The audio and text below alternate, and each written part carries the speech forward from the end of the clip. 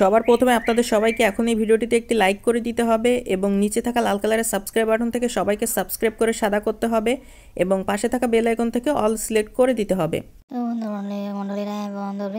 বন্ধুরা ভিডিওটি শুরু শেষ পর্যন্ত কোন টানটাই না করে মনোযোগ দিয়ে সম্পূর্ণ ভিডিওটি দেখুন। তো দেখুন প্রত্যেক পর্যায়ে শুরুতে আমরা যখন একটি সুন্দর গ্রিন স্ক্রিন শুরু করে আমরা ব্যাকগ্রাউন্ডের মধ্যে সিলেক্ট করে নিই।